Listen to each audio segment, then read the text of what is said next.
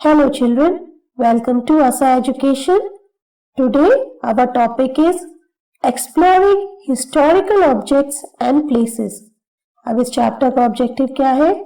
To focus on different aspects of a historical object or place to know the past.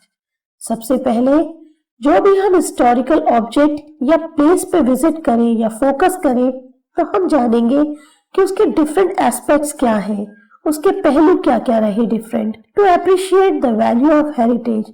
और हमारी ये जो पुरानी सभ्यता है, जो हमारे मॉन्यूमेंट्स हैं, इनको हम आज भी कैसे वैल्यू देते हैं, हम उनकी कैसे इनको बढ़ावा देते हैं कि ये हमारे देश की शान है।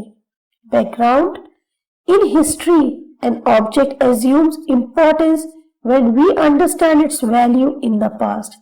हमारी हिस्ट्री में हमेशा ये कहा जाता है कि कोई भी ऑब्जेक्ट जो है उसकी इम्पोर्टेंस तब पता चलती है जब हम उसके पास्ट के बारे में ये जान पाते हैं कि उसकी पहले जब ये यूज होता था तो इसकी क्या वैल्यू थी।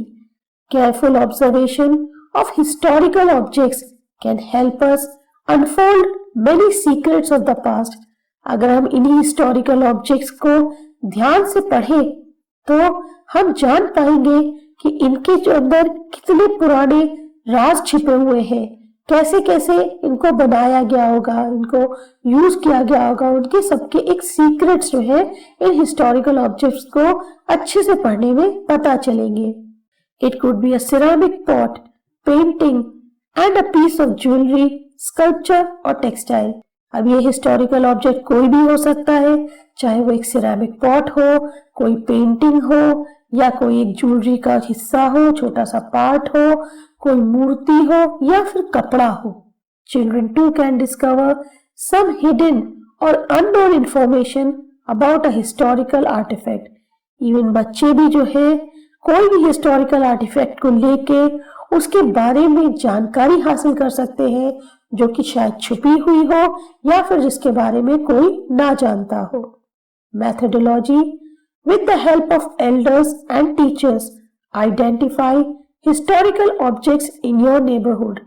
अब अपने एल्डर्स या अपने टीचर्स की सहायता से कोशिश करो कि आपके आसपास कोई भी अगर हिस्टोरिकल ऑब्जेक्ट मौजूद है तो उसके बारे में इंफॉर्मेशन इकट्ठी करो।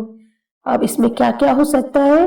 These may include buildings, paintings, place of worship, furniture, coins, fabrics, wood carving and tools. अब ये जो हिस्टोरिकल ऑब्जेक्ट्स हम कह रहे हैं इसमें क्या क्या हो सकता है? हो सकता है कोई पुरानी बिल्डिंग हो, पेंटिंग हो, कोई वर्शिप की जगह हो सकता है फर्नीचर हो, कॉइन यानी सिक्के हो, फैब्रिक हो यानी कपड़ा हो, कोई वुड कार्विंग का पार्ट हो या फिर औजार हो। सेलेक्ट वन और two of the historical objects identified by you. अब फिर आप क्या करोगे? उसके बाद जो है आप उन दो हिस्टोरिकल ऑब्जेक्ट्स को सेलेक्ट कर लो, किन्हीं भी दो हिस्टोरिकल ऑब्जेक्ट्स को आप सेलेक्ट कर लो जो कि आप पहचान गए हो।